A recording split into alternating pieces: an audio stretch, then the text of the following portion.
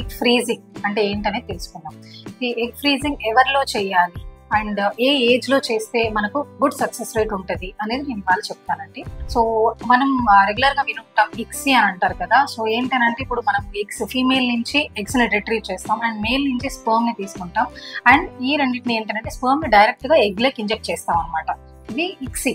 So అలా కాకుండా మనం ఏంటంటే ఇప్పుడు ఎగ్స్ ఫీమేల్ నుంచి ఎగ్స్ రిట్రీవ్ చేసిన తర్వాత ఆ ఎగ్స్ ని డైరెక్ట్ గా ఫ్రీజ్ చేయడం అనేది ఎగ్ ఫ్రీజింగ్. అంటే మనం ఫర్టిలైజేషన్ అవ్వకముందే ఎగ్స్ ని ఫ్రీజ్ చేసుకుంటున్నాం అనమాట.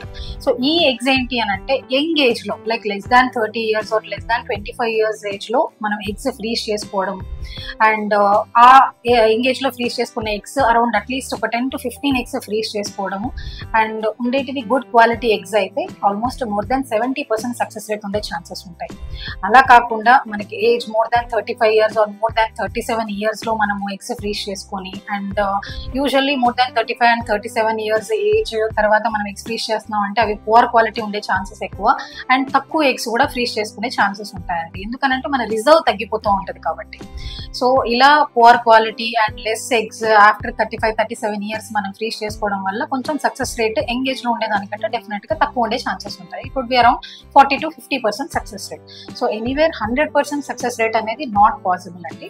బట్ మనం అట్లీస్ట్ ఎంగేజ్ లో లైక్ ఇప్పుడు కొంతమంది సోషల్ రీజన్స్ అని చెప్పేసి లైక్ మ్యారేజ్ అయిన తర్వాత ఒక 2-3 years జాబ్ కోసం అనో లేకపోతే మ్యారిటల్ లైఫ్ కొంచెం తెలుసుకోవాలనో లేకపోతే సమ్ అదర్ రీజన్ వాళ్ళు ఒకవేళ 2-3 years అలా డిలే చేద్దాం అనుకున్నప్పుడు అండ్ ఈ మధ్య మనకి లేట్ మ్యారేజెస్ కూడా కొంచెం కామన్ ఉన్నాయి.